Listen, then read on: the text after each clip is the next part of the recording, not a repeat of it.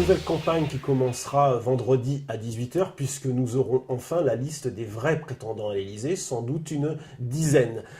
Une liste qui sera validée seulement lundi par le Conseil constitutionnel. Cela a l'air de rien, mais passé cette date, on connaîtra non seulement la dizaine de qualifiés, mais c'est une campagne officielle qui va débuter avec de nouvelles règles. Des règles strictement codifiées par le Conseil constitutionnel et par le Conseil supérieur de l'audiovisuel, des règles qui vont rebattre les cartes entre les candidats, notamment les favoris.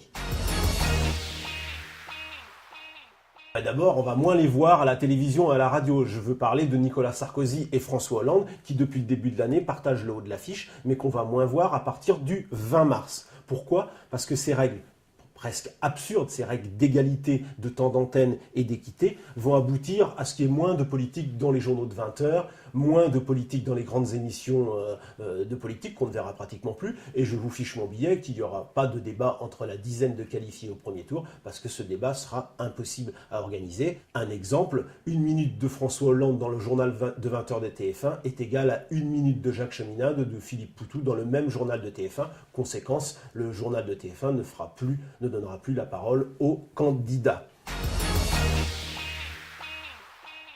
La campagne va se déplacer vers d'autres champs de bataille, la presse écrite, le net, le porte-à-porte, les meetings.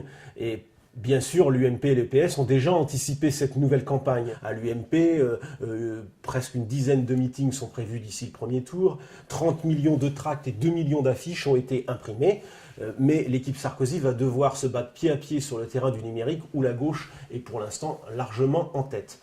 À gauche, on s'est inspiré du modèle Obama. L'équipe Hollande est en train de lever une véritable armée de 150 000 militants pour ouvrir les portes, dit-on, de 5 millions de personnes. Une campagne de porte-à-porte inédite auquel les ténors vont s'associer. Quoi qu'il en soit, la campagne entre les favoris va se résumer un petit peu, j'allais dire, à un match à l'ancienne, un quadrillage méthodique de la France, département par département, canton par canton. Sans doute qu'il faudra en tirer les leçons pour qu'en 2017, on ne se retrouve pas dans la même situation à décrier un système qu'on ne réforme jamais.